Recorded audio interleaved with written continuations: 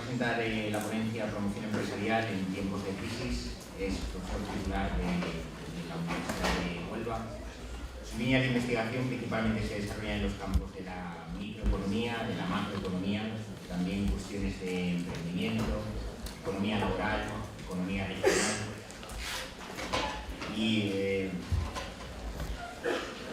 tenemos que agradecer su presencia porque considero que es uno de los investigadores ahora mismo más importantes que puede haber en España. Le acreditan, por ejemplo, un repaso de su currículum en los últimos 3 años. Me ha parecido contar 8 publicaciones de alto impacto, 8 publicaciones JCR, lo cual pues, para otras personas como yo considero que es algo imposible de conseguir.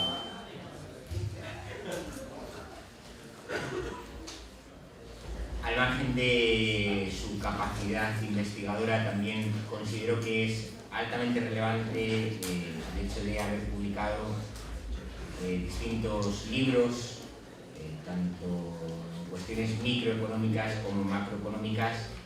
Yo mismo, estudiando, he ido a la biblioteca a buscar libros con ejercicios resueltos, lo cual me fue de grandísima ayuda para aprobar asignaturas de teoría económica.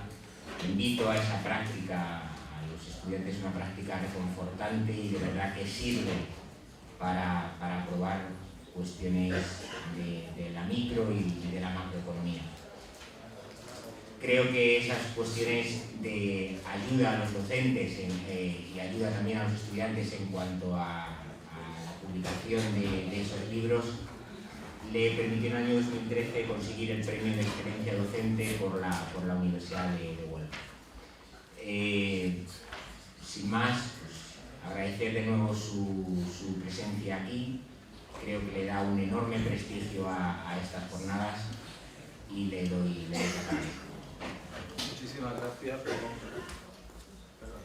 Buenas tardes y muchísimas gracias por tus palabras, que creo que son inmerecidas, que son quizá un tanto exageradas y bueno, antes que nada lo que me gustaría es agradecer al profesor Ángel Martín y al profesor Alfonso Moral por la invitación a estas jornadas y felicitarles por las propias jornadas en sí, a todos los que estamos en universidades pequeñas en las que nos gozamos de las interacciones, de las externalidades positivas, de contar con equipos de docentes y de investigación en tu propia universidad que permiten un flujo constante de investigadores de otras universidades.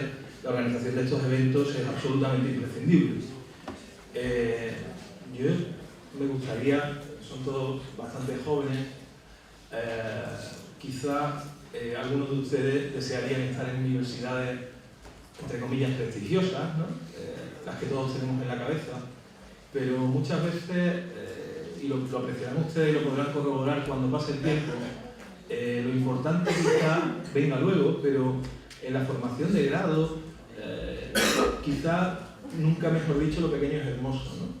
Muchas veces este tipo de centros, este tipo de universidades periféricas tan denostadas por algún político con probable acceso al poder dentro de unas semanas, estas universidades permiten marcos muy flexibles y para ustedes que son estudiantes, quizá sea incluso un foro mejor para comenzar sus estudios que quizá una gran universidad. Yo estudié en una universidad, la Universidad de Sevilla, en la que en mi aula de primero éramos 350 alumnos.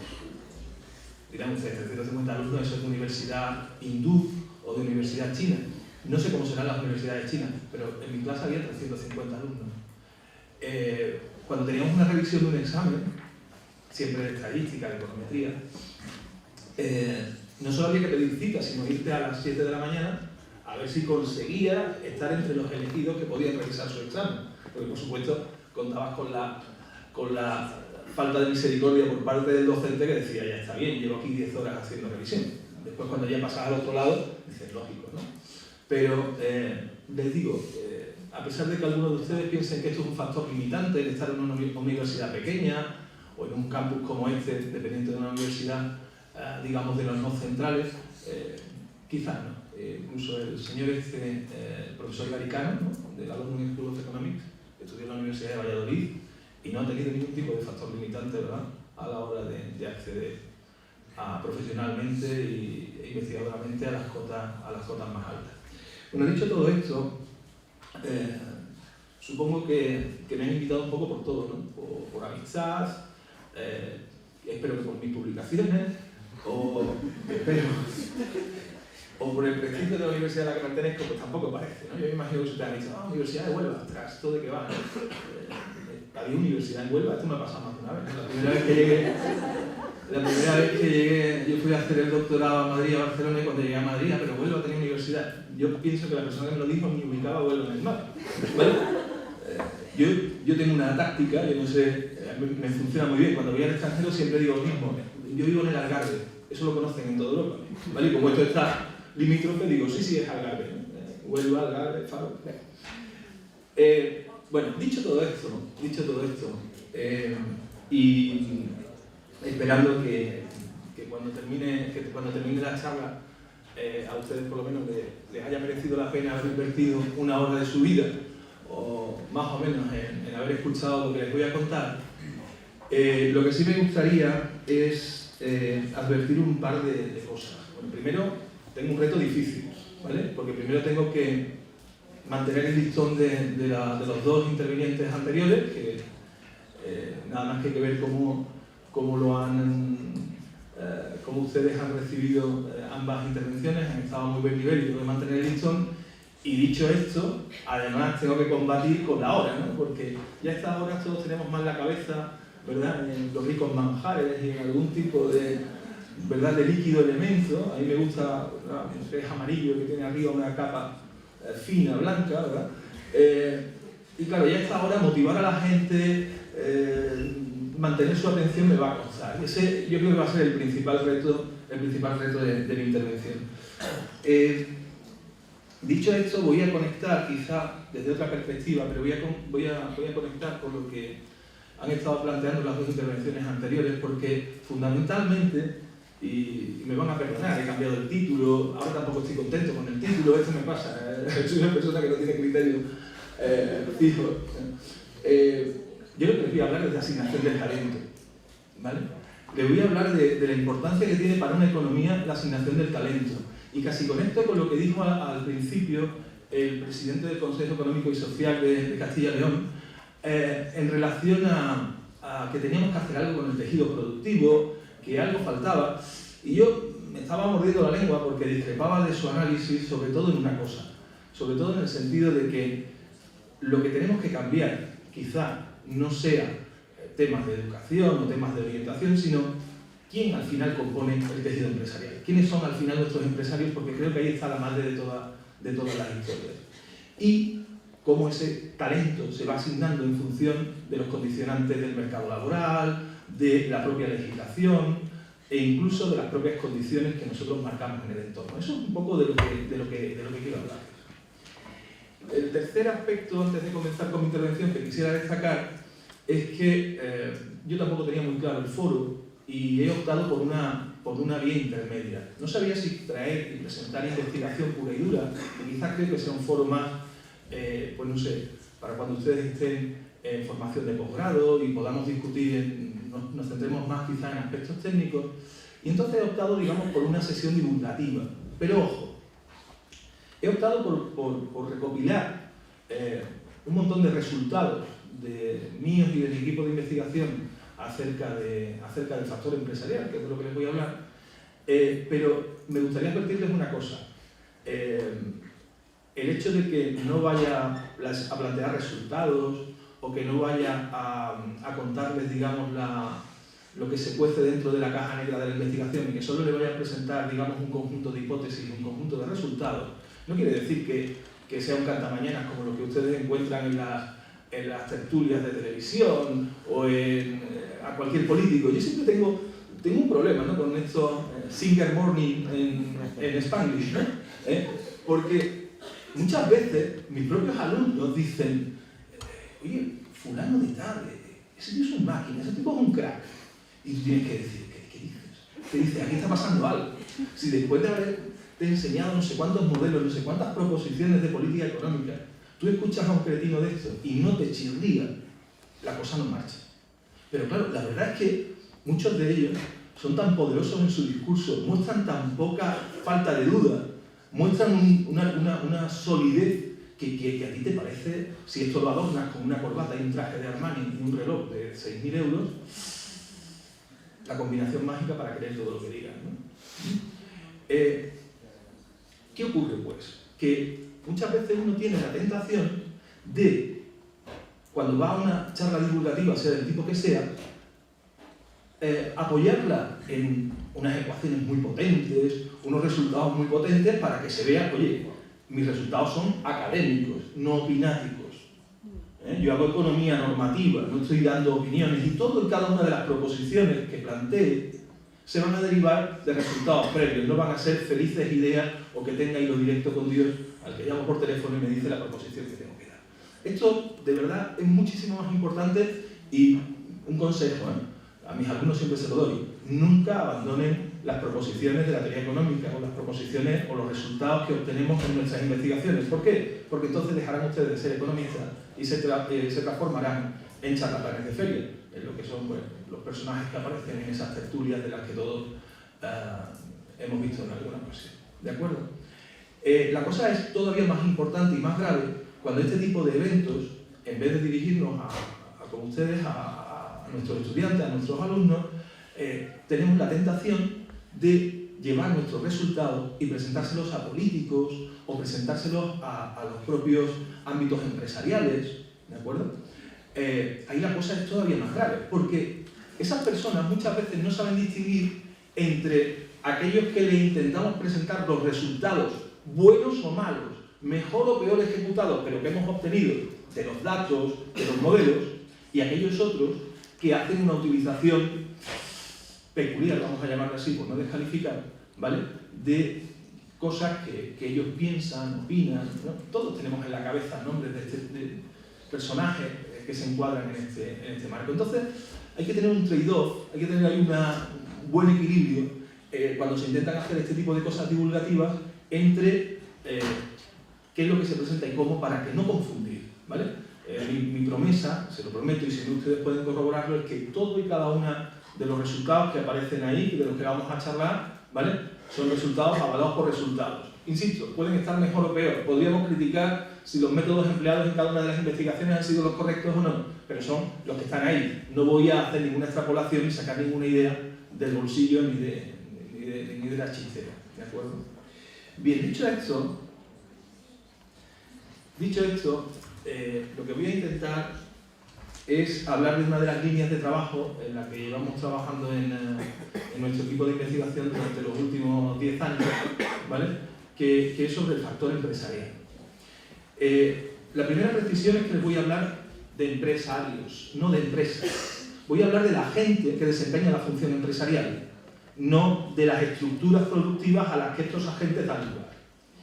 Si ustedes hicieran el ejercicio de ahora mismo de preguntarse acerca de dónde está el empresario en los modelos de la teoría económica que ustedes han estudiado, seguro que muchos de ustedes se meterían en la cabeza por un instante, vuelvan ustedes al primer curso de microeconomía, recuerden, consumidor como oferente de trabajo, consumidor como demandante de bienes y servicios, la empresa maximizadora de beneficios, el demandante de factores productivos. ¿Se acuerdan? Eso era básicamente la... ¿Dónde está el empresario ahí? No aparece en ninguna parte. ¿Qué es el empresario?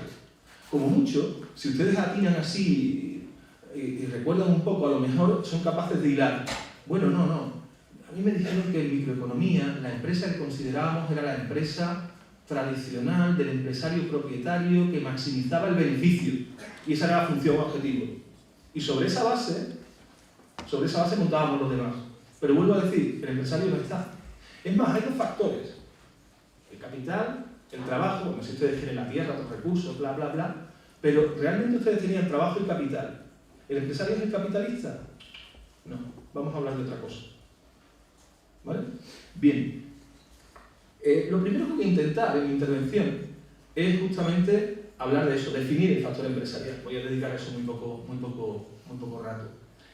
Y después lo que voy a hacer es que una vez delimitado qué es el factor empresarial, ¿vale? Lo cual va a ser bastante sencillo, nos vamos a ir casi a la economía laboral, vamos a considerar que al final eso es un tipo de ocupación, igual que la del empleo asalariado, y sobre esa base vamos a intentar jugar y ver qué le pasa al tejido empresarial en expansiones y en recesiones.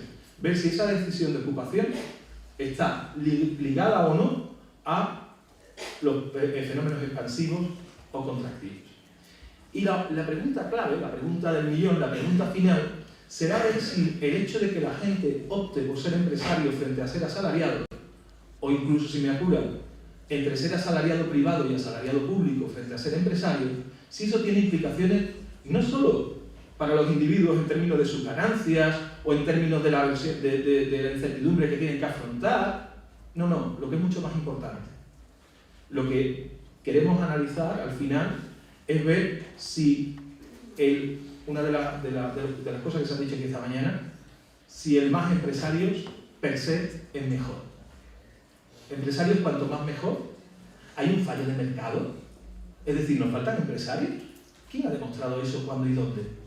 Pero si ustedes piensan lo que ustedes tienen en su subconsciente acerca del tejido empresarial, de esto que se llama emprendimiento, que suena fatal, eso de entrepreneurship, la traducción que hizo algún hippie iluminado, que creo que no estuvo demasiado atinado, ¿vale? ¿Qué visión tienen ustedes? ¿A que ustedes tienen en la cabeza que más empresarios, más crecimiento, más empleo? ¿No?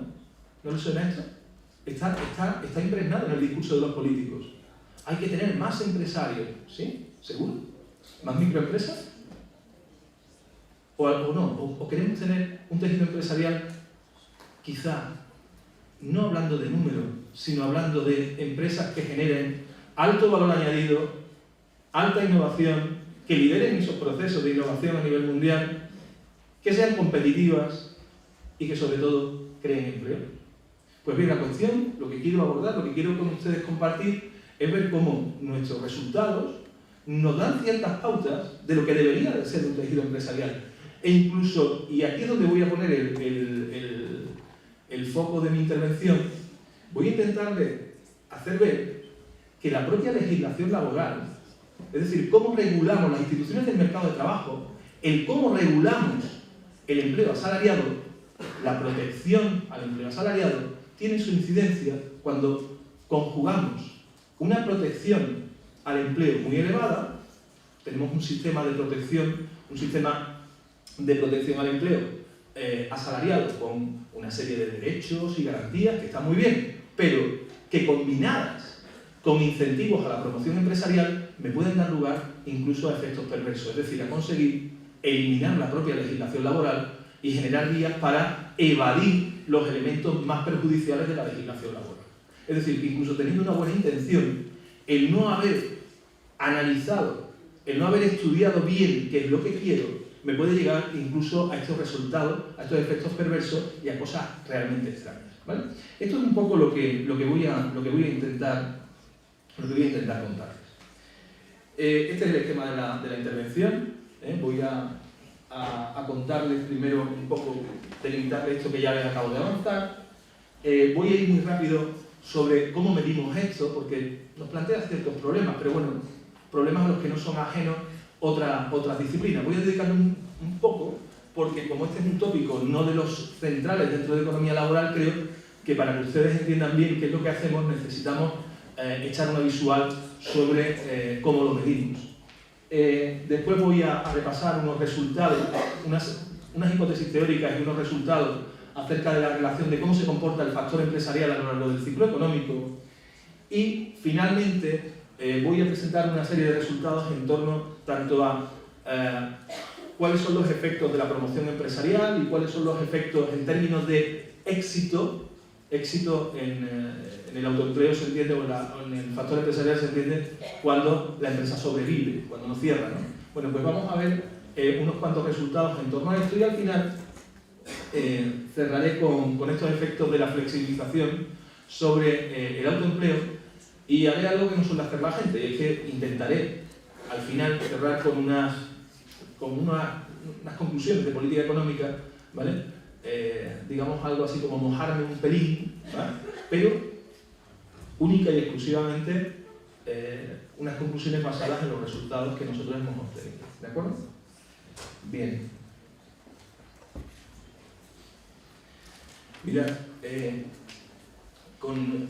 cuando se plantea uno la misión de definir este factor empresarial que es, ¿vale? Una forma interesante de delimitar qué es lo que hace el factor empresarial frente a lo que hace un asalariado o a lo que hace un capitalista, es decir, aquel que a través del ahorro ha conseguido tener la propiedad de los medios de producción, ¿de acuerdo? Es un poco establecer, digamos, como una definición en función de las funciones que desempeña. Podemos considerar que el empresario, el factor empresarial, es aquel agente que desempeña al menos uno de esos 4 vectores. Reduce ineficiencias que siempre hay en el mercado, es decir, es el encargado de bajar la función de costes medios hacia abajo, de introducir cambios tecnológicos que permitan bajar la función de costes. Detecta las oportunidades de beneficio, esta es clave. Un empresario es aquel que está siempre intentando buscar oportunidades de beneficio y captura esa oportunidad de beneficio, esa demanda insatisfecha, esa organización productiva que puede dar lugar a un producto, un bien o servicio que cubra una determinada necesidad insatisfecha, ¿de acuerdo? A través de su conocimiento de la demanda, de la exploración de los mercados. Igualmente, el empresario es aquel que se enfrenta a la incertidumbre. Y cuidado que aquí hay una diferencia entre incertidumbre y riesgo. El capitalista es el que asume el riesgo, el que pone el capital. El empresario no, el empresario es el que afronta la incertidumbre de que siempre ha de tomar decisiones por anticipado sin conocer el resultado de esas decisiones. ¿De acuerdo? Y finalmente, también podemos definir al empresario como aquel que innova. Lo que pasa es que definir al empresario a través del vector de la innovación es un poco delicado. ¿Por qué? Porque el empresario no siempre está innovando. ¿Qué pasa? ¿Innovo un día, soy empresario y ya después dejo de serlo? No, no tiene sentido. ¿De acuerdo? Parece que es un rasgo que define el ejercicio o el desempeño de la función empresarial, pero no parece que sea el elemento definitorio. Bueno, pues quizá la forma más operativa de definir a un empresario o de definir a la gente que desempeña la función empresarial es definirlo en función del desempeño de al menos una de estas funciones. Me gustaría señalarles que realmente lo que ustedes están estudiando, aquellos que sois de administración de empresas, es justamente esto. ¿Qué os enseñan? Técnicas para detectar oportunidades de beneficio. ¿De qué estamos hablando? Investigación de mercados. Técnicas para reducir ineficiencias. ¿De qué estamos hablando? Gestión de producción, cualquier técnica que les enseñe que les permita optimizar de alguna manera, ¿de acuerdo? O minimizar la función de costes, ¿vale? Enfrentarse a la incertidumbre. Claro, este ya es un vector que depende de cuando ustedes, se supone que si ustedes disponen de un mayor conocimiento de los mercados, de cómo funcionan, son capaces, tienen técnicas eficientes de gestión, tienen técnicas eficientes de, no sé, de manejo de los impuestos, de la fiscalidad, ustedes serán capaces de reducir esas ineficiencias, de establecer organizaciones productivas más eficientes. En definitiva, a ustedes se les están enseñando técnicas que en principio deberían de favorecer el desempeño de la función empresarial, que en suma es para lo que se les está formando. Bien sea ese desempeño de la función empresarial individualmente, asumiendo todas y cada una de las funciones del desempeño de la función empresarial, o bien formando parte de equipos que son los que al final toman esas decisiones. ¿De acuerdo? Es decir, podemos encontrar como una especie de empresario corporativo en el que un conjunto de personas trabaja en ese desempeño de la función empresarial. Y ojo, el factor empresarial, el agente que desempeña cualquiera de esas funciones, lo puede hacer con éxito o sin él. ¿De acuerdo? No es el empresario el que obtiene éxito, sino simplemente el que acomete una de esas funciones. Por ejemplo, en el caso de la innovación sería más que evidente. Yo puedo intentar hacer innovación y puedo tener éxito o dejar de tenerlo. Y por supuesto, con independencia de la vinculación con la propiedad, podemos encontrarnos, y esto es muy importante, podemos encontrarnos con empresarios que sean a su vez capitalistas, es decir, que al mismo tiempo afronten la incertidumbre y asuman el riesgo, o empresarios a sueldo, ¿de acuerdo? Una especie de gerente, ¿vale?, al que la propiedad de la empresa, este lenguaje tan arcaico de tengo que reportar a la propiedad, ¿no? Esto de un gerente único que tiene que reportar a la propiedad de la empresa, pues, digamos, podemos encontrarnos con empresarios de los dos tipos. Bien, a la hora de hacer operativo esto, ¿cómo lo hacemos? ¿Cómo medimos a este agente? Bien, ahí hay muchas facetas, pero quizá la forma más operativa de poner este concepto, de pasarlo a una unidad, de medirlo, buscar la métrica de esto, la forma más operativa que se ha adoptado en la literatura es la de igualar al factor empresarial con el autoempleo. ¿De acuerdo? Es decir, si cogemos, ustedes saben que en las estadísticas laborales, uno de los criterios de clasificación es el de situación profesional. En el de situación profesional se clasifica a los individuos, a los ocupados, en las siguientes categorías: asalariados, públicos y privados, ¿vale?, trabajadores por cuenta ajena, y después están los trabajadores por cuenta propia, los autoempleados, dentro de los cuales ustedes tienen dos categorías más: aquellos que son autoempleados y generan empleo, son los llamados empleadores, y aquellos que simplemente crean su propio empleo, trabajan por cuenta propia y solo generan su propio empleo, lo que en el castellano llamamos trabajadores autónomos. Después existen un par de categorías residuales que se llaman miembros de cooperativas y el trabajo para ayuda familiar, o sea, aquellos que trabajan en el marco de empresas familiares con relaciones más o menos estables, y digamos que son las categorías por situación profesional. Dejando a un lado estas dos últimas categorías, miembros de cooperativas, aunque podríamos hablar algo de eso, y dejando también a un lado estos trabajos dentro de empresas familiares, digamos que esto nos plantea un buen escenario para identificar a los empresarios, o para identificar a aquellos que ejercen la función empresarial, al menos la función empresarial individual. Si nosotros queremos capturar a quién ejercen esas funciones, quién asume la incertidumbre, en suma, podemos considerar que estos individuos son los que asumen la incertidumbre, ya sea, lo que pasa es que digamos, identificándolos con la figura de empresarios capitalistas. Los autoempleados en este sentido, en su mayoría, porque ahora les haré una pequeña advertencia, en su mayoría estarían ahí encuadrados. Estaríamos considerando a todos aquellos que todo empresario individual que a su vez es propietario, lo que sería, en inglés se llaman business ownership, ¿vale? Toman decisiones, toman las decisiones estratégicas de la empresa, que quizás sea una definición también bastante potente de lo que hace el factor empresarial, y a su vez es a su vez capitalista y empresario.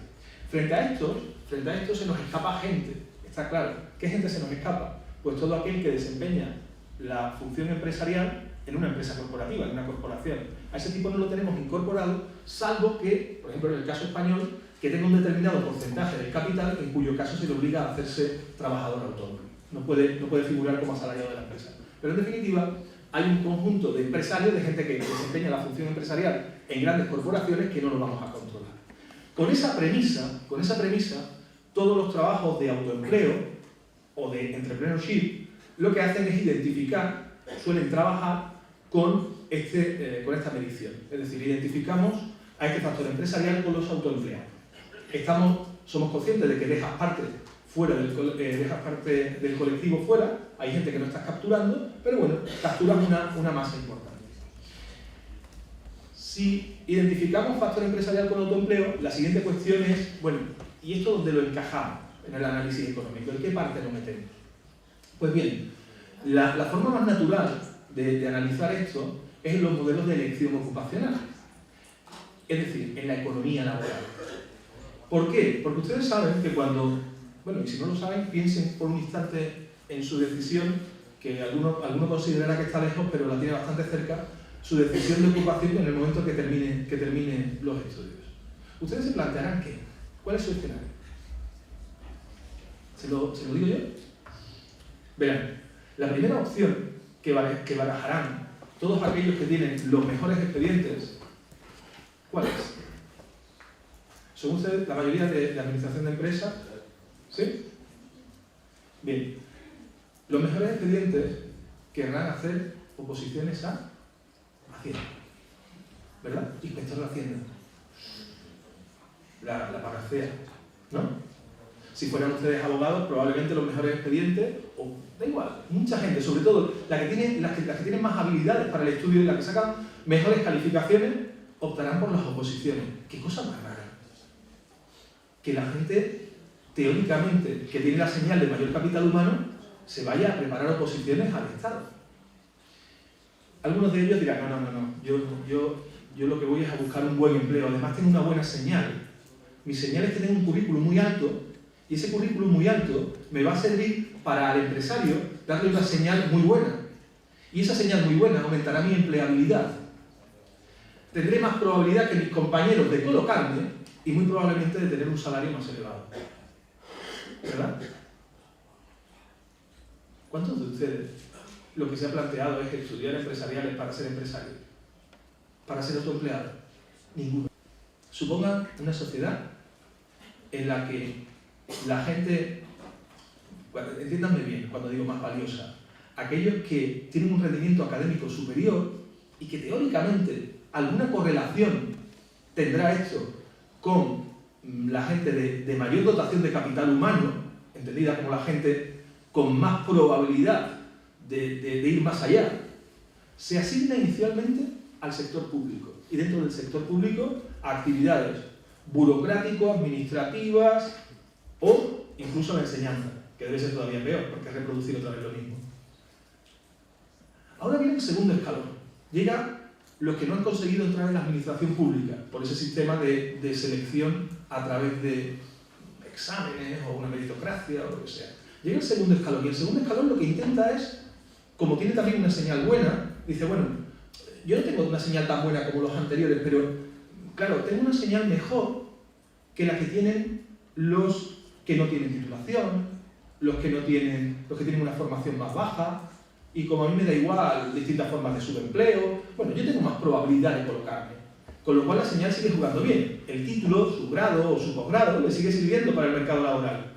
Y tienen más opciones que nadie de convertirse en asalariados privados. ¿Sí? Síganme el juego. ¿Y qué hacemos con aquellos compañeros que abandonaron ustedes en secundaria o en el bachiller, no terminaron el bachiller, o se pusieron a hacer un ciclo, o se fueron, o no terminaron ni siquiera la ESO? Esos compañeros, ¿qué les pasa? Que su señal es pésima, no tienen señal, o la señal es casi, no sirve, su empleabilidad es bajísima. Ante la falta de alternativas de empleo asalariado, ante la baja tasa de llegada de ofertas, ante la imposibilidad de encontrar un empleo asalariado, ¿dónde termina? En el autoempleo. ¿Me sigue? Con lo cual, estaríamos montando un sistema de selección adversa. Al final lo que estaría acabando en el tejido empresarial sería la gente con menor capital humano. Si eso es así, estamos condenados. Bueno, esa frase suena fatal. Tendríamos dificultades, ¿por qué? Porque si esa secuencia fuera así, al final la gente con menor dotación de capital humano serían los que estarían configurando el tejido productivo. Fíjense ustedes la contradicción. Es como si la asignación del talento estuviera distorsionada en favor del asalariado público, de los asalariados privados, y lo de menos talento lo tuviéramos en el sector empresarial. Esto cuando se le dice, esto se cuenta en un foro de empresarios, no se ven ustedes las caras, yo creo que no lo pillan. Porque yo si fuera ellos me levantaría y daría un portazo, pero aguantan los tipos allí y después te aplauden, dicen, no entiendo, ¿no? Bueno, pero voy a más, porque esto tiene una implicación más. Fíjense, el punto es el siguiente. Voy a poner un símil. Piensen ustedes que en el mercado tienen ustedes el mercado fuera, que tuviéramos una gran bolsa de bolas, ¿vale? Las bolas que están más arriba todos son oportunidades de beneficio.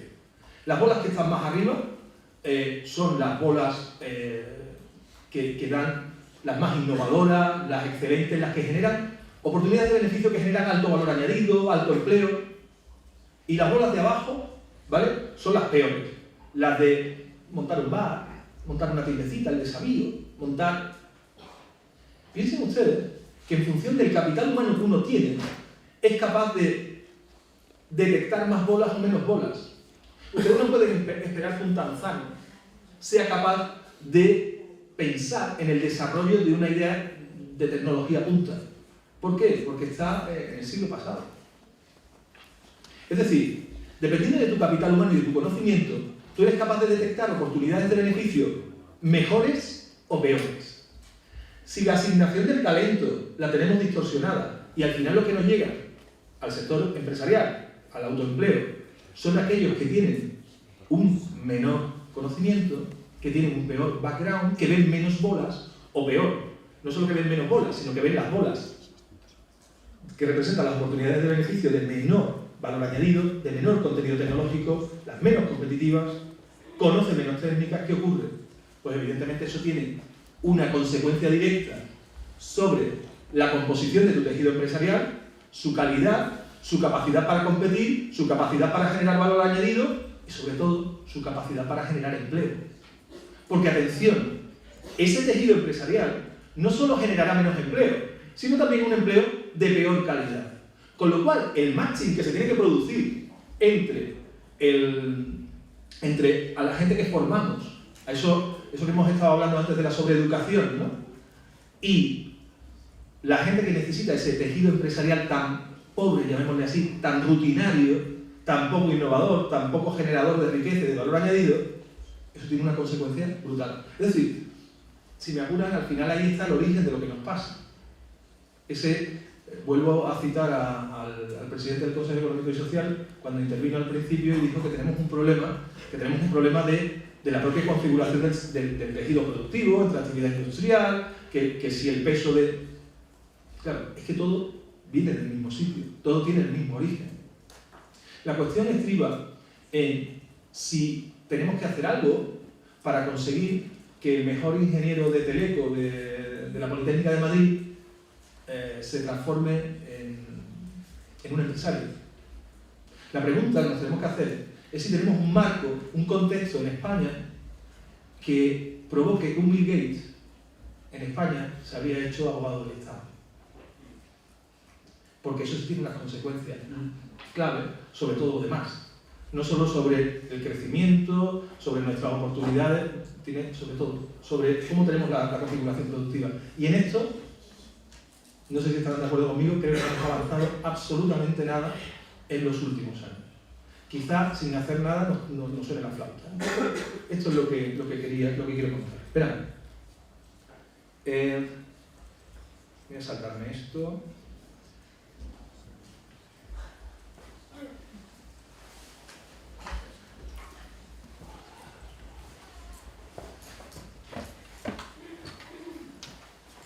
Mire, estarán de acuerdo conmigo en que, por un lado, en cómo se produzca esta asignación, en el hecho de que decidamos ser o no empresarios, en el hecho de que decidamos optar por una ocupación o por otra, va a haber una serie de factores. Evidentemente va a haber una serie de factores individuales, va a haber una serie de factores de oferta.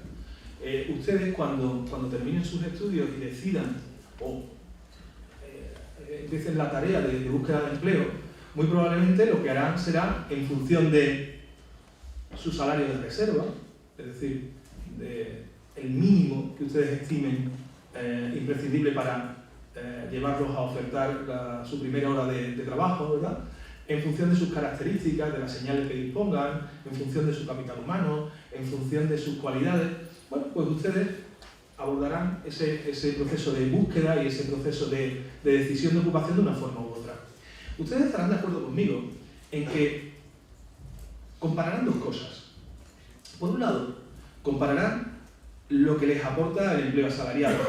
Vamos a olvidarnos por un instante del empleo público y del privado. Vamos a pensar en el mismo, vamos a considerar el empleo asalariado como un todo, ¿no? Ustedes compararán esa decisión de irse al empleo asalariado a cambio de una retribución cierta, segura. Ustedes conocerán de antemano cuál es su retribución, ¿verdad? Y cuáles son las condiciones laborales, cuántas horas se debe dedicar para obtener esa retribución, frente a la aventura, al reto de ofertar, es decir, de poner a fondo perdido, vamos a llamarle así, un número de horas en un proyecto empresarial con el resultado que tenga. Resultado que dependerá de un conjunto de circunstancias, dependerá de sus capacidades, de su habilidad, incluso de la suerte, pero también de unos condicionantes externos. No será lo mismo el poder desempeñar la función empresarial en un entorno en el que la regulación esté clara, las pautas, las normas sean iguales para todos, no haya la preponderancia o la preeminencia de una determinada empresa sobre las demás, el marco favorezca la competencia, favorezca la entrada. Todo eso, evidentemente, genera un contexto en el que ustedes tendrán más o menos posibilidades. Pero hay también otra variable más, que tiene una influencia crucial, y es cómo esté el mercado de trabajo. ¿Y cuáles será la regulación del mercado de trabajo? Miren, yo terminé la carrera en 1993, ¿vale? Yo soy un afortunado, yo soy de las personas estas que dice ¡qué maravilla! ¡Qué suerte que tener!, ¿no? Cuando yo terminé la carrera había un 24% de tasa de paro, ¿les suena? En el año 93, bueno, además, yo terminé en Sevilla la tasa de paro era más alta.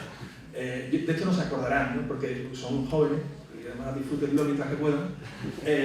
Pero en el 93 fue el final de una orgía que nos habíamos pegado. Se nos acusa a los andaluces de que nos la pegamos nosotros, pero ¿qué va? Se lo pegaron los catalanes. No, lo digo porque les pongo en situación. Primera AVE, línea AVE, Sevilla-Madrid, inaugurada en el año 92, bueno, justo antes de montarse el rey, estaban terminando. Yo recuerdo esto es verídico, absolutamente verídico, la inauguración de la Exposición Universal de Sevilla. Pasaba la vuelta ciclista, porque aquí lo hacemos todo, y el asfalto echaba humo y pasaba la vuelta ciclista y yo decía, ¿cómo se caiga alguien? Era tremendo, ¿no? Bueno, hicimos de todo, hicimos una exposición universal, una olimpiada, el AVE, aeropuertos, bueno, la gran bacanal de gasto público, ¿vale? España iba a pasar a ser un país moderno. Claro, ¿qué pasó? Que conforme se dio el parón a ese gasto público, el año siguiente, que fue una caída brutal, una crisis de todo y lomo, ¿no? Y cuando yo termino, pues tengo un 24% de paro. Y digo, bien. Justamente además, en los años anteriores había sido todo lo contrario. Había estado hasta trabajando, mientras que hacía la carrera trabajaba, porque el coste de oportunidad de estudiar era alto, porque había trabajo. Había mucho trabajo porque había mucha actividad en Sevilla en ese momento. Bueno, pues les cuento esto porque cuando uno termina en ese momento, ¿qué es lo que más aprecia? Hay un montón de gente que ha estado trabajando por unos salarios muy elevados, pero ahora el 24% de la población, es decir, 1 de cada 4, está en paro. ¿Qué apreciaba más una madre de un trabajo para un hijo? ¿Qué es lo que quería una madre para un hijo? Un trabajo fijo. Seguridad en el empleo. Que a nosotros, cuidado, los economistas nos piden que la cosa crezca. Todos queremos subir salarialmente, pero ojo, queremos que no haya sobresaltos. Y en la vida laboral de cada uno, ¿vale? Queremos progresar, queremos ganar más, pero no queremos pasar por episodios de desempleo. Nadie los quiere. Eso también tiene un precio. Entonces, recuerden, en los años 80 también habíamos tenido tasas de paro del 20 y tantos, es decir, esto ya es un déjà vu, esto ya lo hemos visto muchas veces, ¿vale? En España lo que nos ocurre es que cuando crecemos de maravilla, pero cuando nos la damos mejor que nadie, campeones del mundo de desempleo, Bueno, del mundo no, porque hay gente que lo hace peor, pero a nivel europeo, campeón, subcampeón, ahí nos movemos con Grecia, ¿vale? ¿Qué era el principal valor? La seguridad. Claro, les he dicho un empleo fijo. Un empleo fijo, ¿dónde querían las mamás colocarnos? Terminar de economía, una empresa eléctrica, ¿vale? Un banco, también bastante. ¿Por qué? Porque son bastante estables, son corporaciones muy grandes. Telefónica, bueno, eso ya era casi mejor que estar en el Ministerio de Hacienda.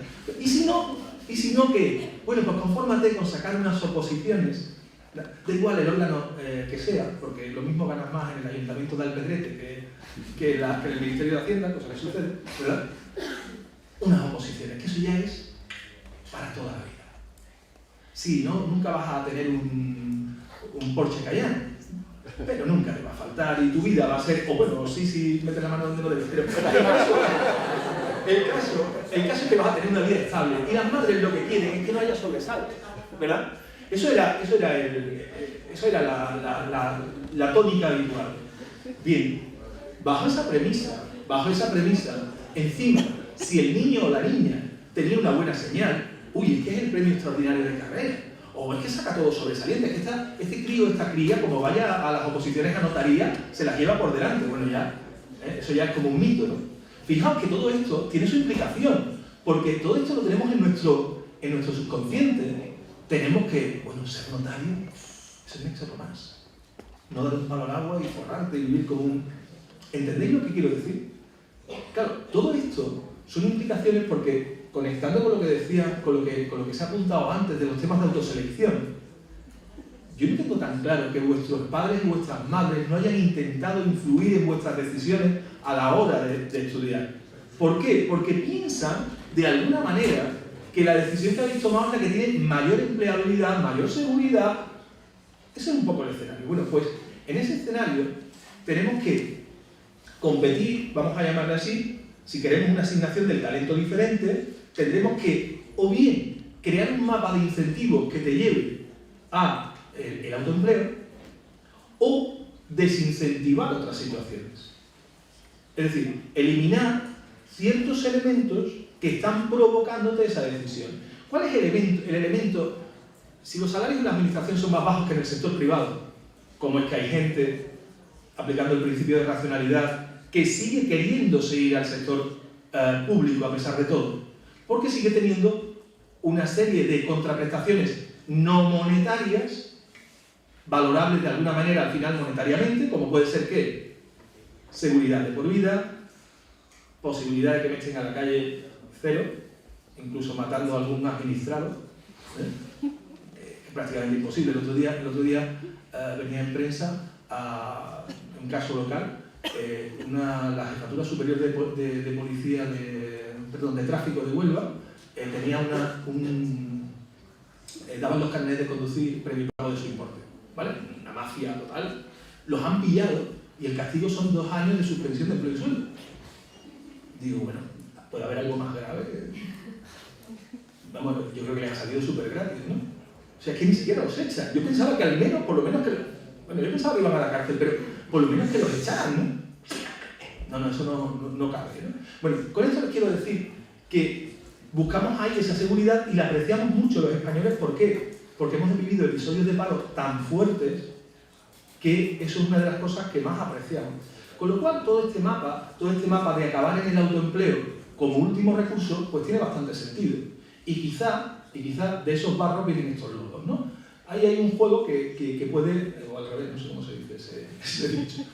El caso es que, como ven ustedes, algo que parece tan inocuo, tan poco importante como puede ser la situación del mercado laboral y nuestra propia evolución del mercado laboral en la época reciente, en los últimos 30, 40 años, cómo eso tiene unas implicaciones muy poderosas sobre la asignación del talento entre el factor empresarial y el factor trabajo, y que ese problema puede ser algo que esté muy detrás, tener mucha influencia en nuestra propia configuración productiva, en nuestro propio modelo productivo de país, ¿vale?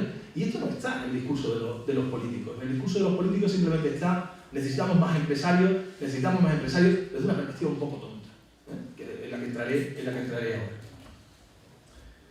Bueno, sobre la medición, yo creo que, dado el tiempo, creo que ustedes esto lo pueden visualizar. Creo que es lo menos importante de la intervención de hoy. Yo simplemente quería repasarlo para que ustedes vieran qué es lo que utilizamos como materia prima. O sea, para todos nuestros estudios que utilizamos, pues lo que utilizamos básicamente son todas aquellas encuestas en las que tenemos todos aquellos datos, todas aquellas operaciones estadísticas que hacen las agencias estadísticas y que nos proporcionan datos sobre diferentes cosas, pero que nos permiten distinguir a la gente por la diferente situación profesional. Toda aquella operación estadística, la encuesta de condiciones de vida, el panel de hogares de la Unión Europea, la propia encuesta de población activa, toda aquella operación estadística que nos facilite información sobre el historial laboral del sujeto y dentro de ese historial laboral nos permita distinguir por nivel de situación, por situación profesional, pues eso nos permite identificar al factor empresarial, identificar a estos autoempleados, identificar a los asalariados y, en definitiva, poder establecer sobre la base de esa tipología diferentes tipos de estudios. Evidentemente, tenemos dos tipos de encuestas. Bueno, esto me lo salto. Tenemos esas encuestas y ahora tenemos dos tipos de trabajo. Los trabajos de corte macroeconométrico, haciendo uso de series temporales, y los trabajos de corte microeconométrico, haciendo uso de datos individuales, datos de registros de individuos, que nos permiten abordar establecer diferentes hipótesis, fijarnos en diferentes cosas e incluso, como ustedes bien saben, aplicar diferentes metodologías econométricas o estadísticas. Toda esta investigación es mucho más reciente que cualquier otro tipo de investigación de tipo laboral y por eso ustedes verán que abunda mucho. Si ustedes se meten en esta literatura y tienen alguna curiosidad y por cotillear, ¿no? Este tipo de trabajos, observarán que hay mucho de microeconometría y muy poquito de macroeconometría. La razón es muy evidente. En el momento en que tú quieres tener series cronológicas largas para poder aplicar métodos más o menos rigurosos de series temporales, pues necesitas que la operación estadística se haya repetido muchas veces en el tiempo. Y quitando las estadísticas sobre fuerzas laborales, lo que sería nuestra EPA o lo que sería la Labor Force Survey, ¿vale? Ustedes verán que o las series son cortas o las metodologías que se aplicaban eran distintas y no se pueden comparar, y entonces al final lo que tienes es que el desarrollo relativo de los estudios macroeconométricos ha sido mucho más pequeño que el de los estudios de corte microeconométrico, ¿vale? Por ejemplo, el análisis de tipo nacional o regional con series temporales, pues verán ustedes que está hecho con datos desde el año 80 y tantos, y dicen, bueno, no hay más datos. Pues no, mira, quitando series homogéneas, quitando el caso de Estados Unidos, Reino Unido y tal, pues es bastante corto. ¿Por qué? Pues porque los organismos estadísticos de cada uno de estos países ha decidido en determinados momentos establecer cambios metodológicos o no, o preguntar las cosas de manera distinta, y entonces no tienen información potente o bastante fiable acerca de esas variables. También te encuentras con el caso de que dices, voy a intentar abordar estudios comparados, voy a intentar utilizar análisis agregados por paneles. Y el problema se te hace todavía más gordo. ¿Por qué? Porque como cada país hace, digamos, ha optado por diferentes opciones metodológicas, el comparar datos de la encuesta de la Current Population Survey de Estados Unidos con la Labor Force Survey europea, pues te plantea problemas. En definitiva, que se ha avanzado bastante poco hasta que un tipo que se llama André Van Steel cogió y hizo una especie de, se llama compendia, intentó establecer, armonizar las series, y eso ha permitido trabajar en el análisis, digamos, de tipo comparado internacional, el poder comparar el comportamiento del autoempleo entre diferentes países, entre diferentes regiones, con metodologías, con series armonizadas, con metodologías más o menos comunes. Y después hay una cosa muy singular en esta línea de trabajo, que es lo que se llama el Global Entrepreneurship Monitoring, que es un proyecto liderado en principio por la London School, después ahora hay una serie de instituciones por detrás, la Babson, hay una serie de promotores que lo que se plantearon fue hacer unas estadísticas ad hoc, con una metodología ad hoc hecha en todos los países que están, digamos, acogidos a este consorcio, ¿vale? Y lo que hacen es un trabajo en paralelo a lo que hacen los organismos internacionales o las agencias nacionales de estadística. Lo que han decidido es elaborar, con una metodología común, elaborar una serie de entrepreneurship, una serie de preguntando sobre ítems concretos de objetivos por los que se ha decidido acometer una aventura empresarial, controlar las características, controlar la supervivencia, mirarlo en una serie de años, en definitiva, digamos, como una especie de operación estadística ad hoc para estudiar el factor empresarial, ¿vale? Esto está sujeto a muchas críticas. La primera es que la serie es muy corta, La segunda es que no la hace nadie, no la hace una agencia nacional de estadística, con las dificultades que esto plantea. Tal región lo hace Manolito y Pepito en su despacho. Digamos, lo que falta son como garantías de que aquello está hecho de la misma manera en Argentina que en España, ¿vale? Pero, en principio, si admitimos elefante como animal de compañía, pues es algo que está bien, que arroja información y que en caso de estar bien hecho, pues nos complementa todas las operaciones estadísticas anteriores. Lo que pasa es que es una pena porque yo creo que este tipo de operaciones pues lo tendría que hacer, no sé, Eurostat, o lo tendría que hacer la OCDE, o lo tendría que hacer un organismo internacional que avale todo eso.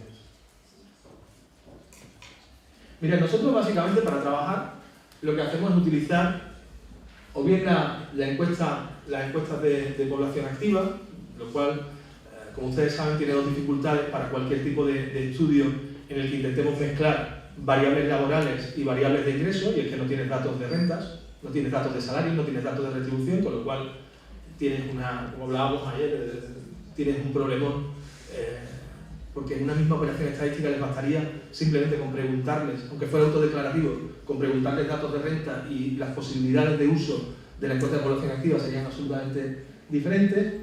Tienen también la encuesta de presupuestos familiares, que también se ha usado para esto, el panel de hogares, la encuesta de condiciones de vida. En definitiva, cualquier base de datos que contenga datos de renta y datos de situación laboral nos sirve. Ejemplos de uso, por ejemplo, en el caso español, tanto el trabajo de Carrasco, que es muy citado en este área, como el trabajo de Millán de 2008, hacen un uso. En el caso del trabajo de José María Millán, combina la encuesta de presupuestos familiares y para los años que le faltan lo combina con otras fuentes. Pues son trabajos que pueden ustedes consultar como ejemplo de literatura que ha hecho uso de este tipo de datos. Como les decía, para el análisis agregado, para el análisis de series temporales, bueno, pues ahí simplemente nos podemos ir a las series de las distintas encuestas sobre fuerzas de trabajo que podemos encontrar a nivel nacional o internacional, con las limitaciones que les he puesto antes en términos de la longitud de las series. Hay gente que está utilizando para estos fines las series del GIEM, a mí me parece un atrevimiento, porque hacen análisis de series con 15 observaciones y cosas parecidas, ¿no? Y es cierto que es una pena que tienen muchas ganas de utilizarlas, pero creo que hasta que no pasen una serie de años, es decir, este es un reto para ustedes, no serán valiosos los resultados que se obtengan. Esto es lo que les decía antes, para los análisis de carácter cross-country, para comparar entre países, tienen ustedes un esfuerzo que hizo la OCDE hace ya muchos años, hace 8 años, ¿vale? Si ustedes se meten en la International Labour Office, también hay un esfuerzo de buscar series internacionalmente comparables. Esta plantea más problemas porque hacen cosas un poco extrañas, pero también se pueden utilizar. Esta que es la que les decía antes, que es la de, ahí está Andrés, la base de datos está internacionalmente comparable. Este es un trabajo en menor escala, parecido a las Pegboard Table, pero en términos de entrepreneurship y de autoempleo que hizo Andrés hace unos años y que regularmente va actualizando. Y esto que es el Global Entrepreneurship Monitor de Reynolds, que acaba de salir ahora, la de 2015. ¿Vale?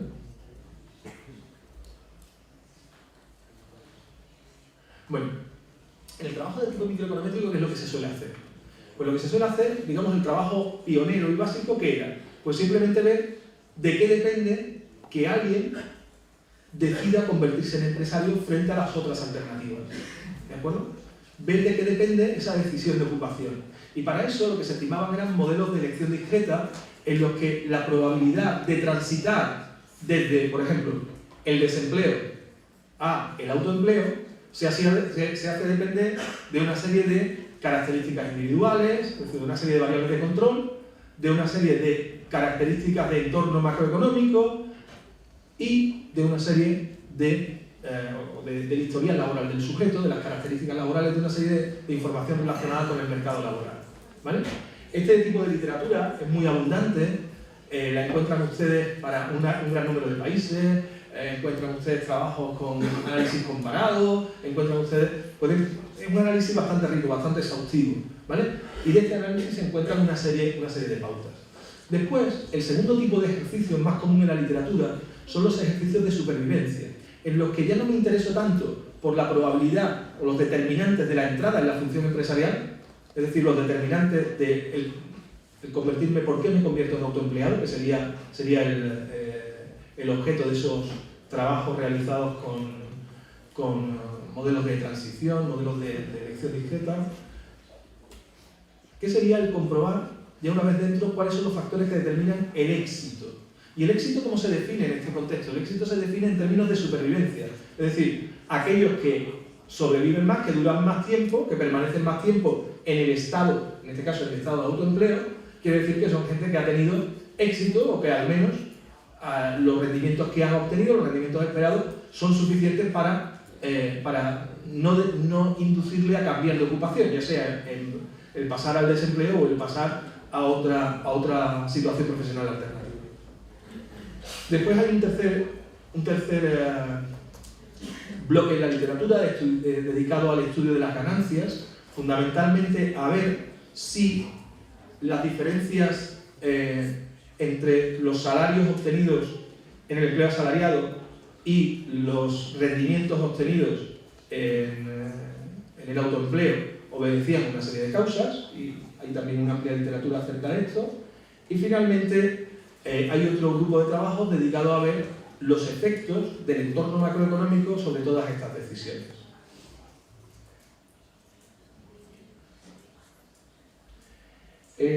Una de las cosas que sí permite y por la que sí resulta bastante interesante el hacer estadísticas ad hoc para estudiar el fenómeno del factor empresarial es que una de las cosas que nosotros no podemos capturar en las estadísticas laborales es el tema de la motivación por la cual un tipo ha decidido transitar al autoempleo, ¿vale?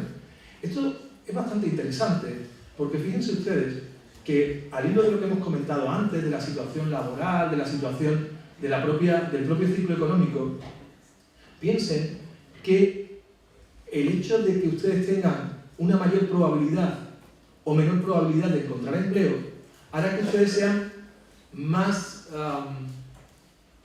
flexibles a la hora de pensar en la posibilidad de convertirse en empresarios. Supongan ustedes que nos encontramos en una fase como esta que les decía antes, de una tasa de desempleo del 24%, y que ustedes han terminado sus estudios y observan que la llegada de ofertas es cero. Por más señal, he hecho 3 másteres, he hecho no sé cuántos cursos, me he ido un año fuera, no sé, a mejorar el 4º idioma, ya junto al chino y al danés. Voy a añadirle ahora, bueno, tienen ustedes un vita suficiente, o que ustedes piensan que es suficiente para acceder a un empleo y no acceden.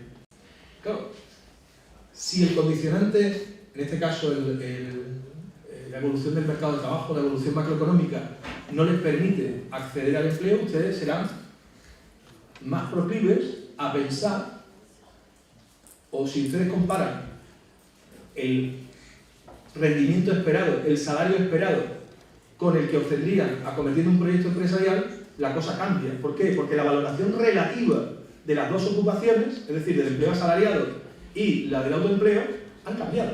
Han cambiado porque realmente el salario esperado es prácticamente cero. Con lo cual, muy probablemente, se conviertan en empresarios como último recurso, como una forma de combatir el desempleo. Como ya no les queda otra, acaban ustedes por explorar una oportunidad de beneficio por hacerse empresarios. Es el entorno macroeconómico, en este caso la situación del mercado laboral, la que les lleva a ustedes a acometer un proyecto empresarial, a decidir convertirse en empresarios.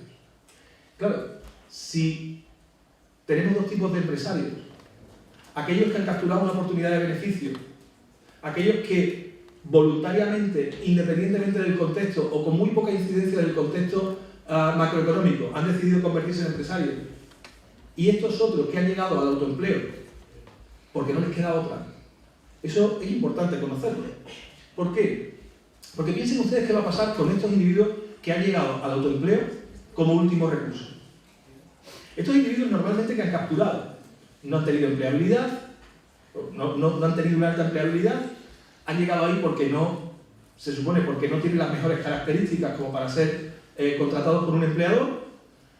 Normalmente habrán sucumbido a ser empresarios optando por una, no sé, por una oportunidad de beneficio de bajo valor añadido, de baja retribución, y muy probablemente estarán a la que salte. Es decir, a poco que remonte el mercado laboral, a poco que remonte la economía, a poco que empiecen a llegar tasas de oferta de empleo, a poco que aumente la tasa de oferta de empleo asalariado, a poco que lleguen salarios esperados un poquito más elevados, el tipo decidirá volver a transitar, abandonar el autoempleo e irse al empleo asalariado.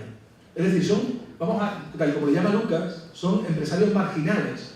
Marginales en el sentido de que transitan al autoempleo en las recesiones y vuelven al empleo asalariado durante las expansiones. ¿De acuerdo? Bueno, pues esos individuos o esos agentes empresariales son muy peculiares, son unos agentes que van a evolucionar conforme lo haga el ciclo. Normalmente no van a ser empresarios de proyectos empresariales de largo recorrido, proyectos empresariales que vayan creciendo, proyectos empresariales que vayan a generar empleo, sino que suelen ser como unos empresarios, si me permite la expresión, coyunturales.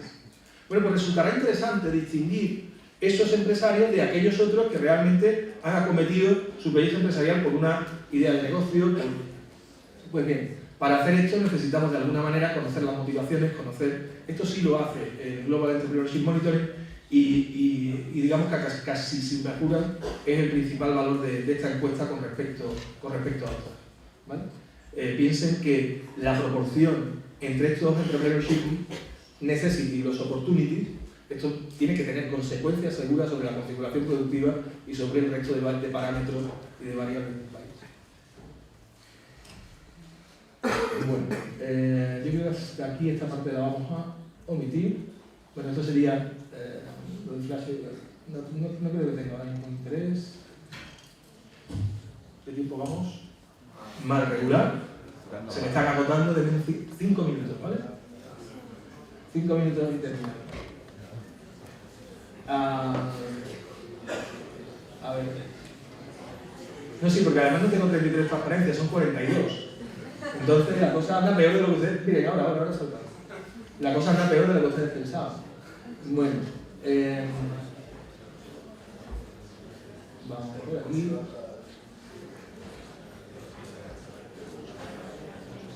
Me centro en esta parte y casi que terminamos con todo. Miren, si uno quiere ver la incidencia de todo esto, habría como dos hipótesis en competencia. Miren, supongan que queremos ver cómo evoluciona el autoempleo durante el ciclo económico, ¿vale? Supongan ustedes que queremos ver si durante las fases recesivas hay más o menos empresarios. En principio hay como dos hipótesis en competencia.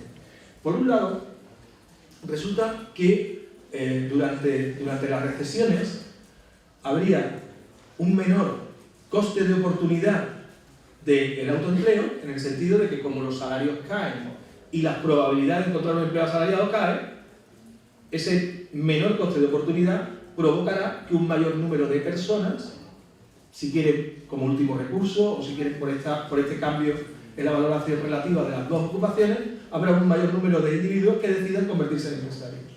Por tanto, tendríamos una relación, si lo pensamos en términos de desempleo, una relación positiva entre la tasa de desempleo y la evolución del autoempleo. Pero por otro, si pensamos en términos de oportunidad, si pensamos en ese segundo grupo de empresarios, ese obedecerá a razones distintas. Es decir, en las expansiones habrá un mayor número de oportunidades de beneficio y por tanto habrá un mayor número de oportunidades a detectar, a llevar a cabo, y normalmente esos empresarios por oportunidad, por búsqueda de una oportunidad de negocio, aumentarán en las expansiones y disminuirán en las recesiones cuando la demanda esté caída.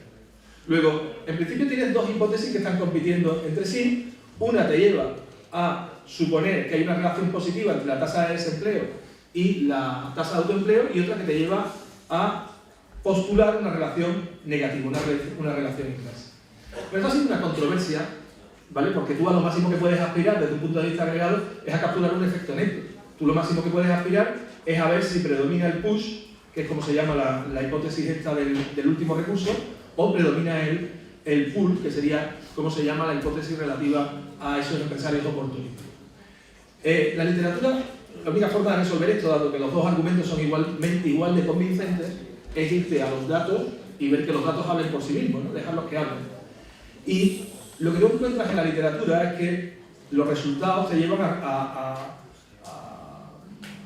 avalar o a refutar resultados contradictorios. Y esto es una controversia, digamos, dentro de esta línea de trabajo. Nosotros, una de las cosas que hicimos es ver si realmente este movimiento era no lineal, es decir, ver si realmente esto se comportaba de manera distinta en expansiones y en recesiones, y ver si al introducir no linealidad aclarábamos un poquito la relación. Y efectivamente lo que obtuvimos es que la relación, el efecto recesión, el de este predominio de los autoempleados por necesidad, solo tiene lugar cuando el problema del autoempleo es muy elevado. Concretamente cuando la tasa de desempleo supera un umbral del 18%, que era el dato del memoria. En definitiva, lo que aportamos a la literatura en este punto es que, en el caso español, ese recesión push, ese efecto, se convierte en el efecto predominante cuando la tasa de desempleo llega a un nivel muy alto. Claro, la importancia del resultado es que, dado que hemos pasado los últimos 8 años con tasas de desempleo muy elevadas, evidentemente en estos últimos años se ha producido este efecto del autoempleo. Fíjense un instante, y casi con esto concluyo esta parte. Miren las cosas, o qué es lo que ocurre en recesiones. En recesiones caen los precios de los factores, ¿cierto? Claro, al faltar la demanda, se te ha caído la demanda, las empresas contratan menos trabajo, contratan menos capital, contratan menos materias primas, el precio de los factores cae, lo cual en principio debería de ser bueno a la hora de acometer un proyecto empresarial. En segundo lugar, hay un menor coste de oportunidad del autoempleo, lo que les decía, como tengo oportunidad de empleo asalariado, pues evidentemente tengo una mayor probabilidad de acceder al autoempleo. Lo que pasa es que, si bien es cierto, este fenómeno no tiene por qué tener unas connotaciones positivas, puede tener las negativas si lo que llega es un autoempleado de baja calidad, en el sentido que apuntaba antes, en el sentido de gente que no tiene otra alternativa. Ese efecto recesión push del que les hablaba antes, y al final aparecerán más cooperativas marginales. Esto es un trabajo de Perotin, en el cual se habla de esos miembros de cooperativas que se incluyen también dentro de este tema. ¿Qué más sabemos? ¿Qué más nos dice la evidencia? La evidencia nos dice que los opportunity, aquellos que han conseguido dividir entre los opportunity y los necessity, nos dice que los opportunity tienen un comportamiento cíclico, como cabía esperar, y que los necessity tienen un anticíclico. La singularidad del caso español es que cuando la tasa de desempleo está por encima de un determinado nivel, los necessity predominan sobre los opportunity. La cuestión es que, ¿qué es lo que hacen los empresarios durante las recesiones? Pues lo que hacen es reducción de costes, redimensionar, si pueden y si el mercado, digamos, si los condicionantes, la legislación se lo permite. Pero también hay un efecto positivo de las recesiones, y es que las recesiones permiten que se produzca un efecto de limpieza, digamos, dentro del sector empresarial. Porque, como ustedes saben, esa caída de la demanda, a los primeros que afectan son a los más ineficientes, aquellos que tienen sus estructuras de costes más elevadas. Con lo cual, se produce un efecto en el que al final sobreviven las empresas teóricamente con mejores estructuras de costes, en definitiva las más competitivas.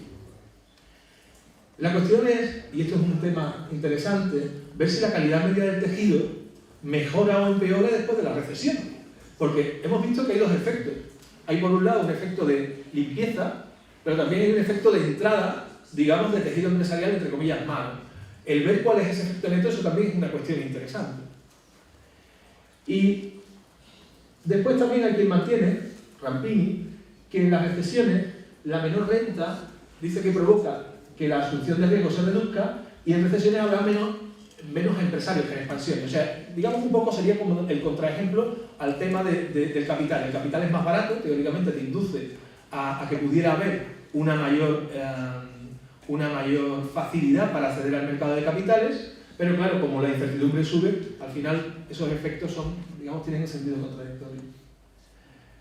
En definitiva, lo que tenemos es que la relación del autoempleo con las variables macroeconómicas, desempleo, crecimiento y tal, digamos que como hay argumentos contrapuestos, tú al final no tienes excesivamente claro ninguno de los modelos, ninguna de las teorías te aporta, digamos, unas pruebas concluyentes, salvo, y es lo más, el perfilar que en determinadas situaciones, si la crisis es muy profunda o si la crisis es moderada, en esos casos parece que un efecto puede predominar sobre el otro. Esta es la enseñanza que le podemos dar a los políticos. La última parte de la intervención, y voy a hacer un salto en el vacío porque ya la hora sí me parece que se nos ha ido un poco de madre. Lo que me gustaría, se pierden muchas cosas, pero pierden ustedes la presentación y tal. Bueno, quisiera mostrarles esto. Yo sigo maravillado con esto. Esto es la evolución de la tasa de autoempleo en el Reino Unido. Bueno, de la tasa de autoempleo y del empleo asalariado en el Reino Unido. ¿Vale? No sé si se ve bien, pero fíjense ustedes que en 2014, de todo el empleo generado, hay un incremento de 732.000 en el autoempleo y tan solo de 339.000 en el empleo asalariado.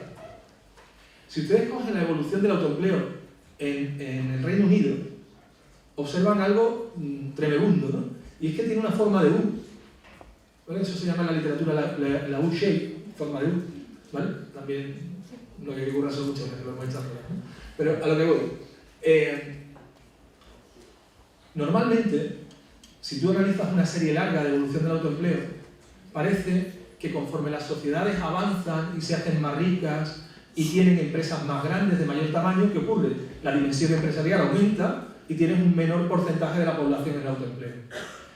Eso es cierto hasta que, digamos, en la época más reciente, cuando las empresas tienden a externalizar cosas, cuando es más fácil montar un negocio o el acceso al capital es bastante más sencillo, o gracias a las mejoras de las tecnologías de la información o de la informática, uno puede acometer ciertas parcelas de las necesidades de una empresa y acometerlas en pequeñas unidades de negocio, más flexibles, con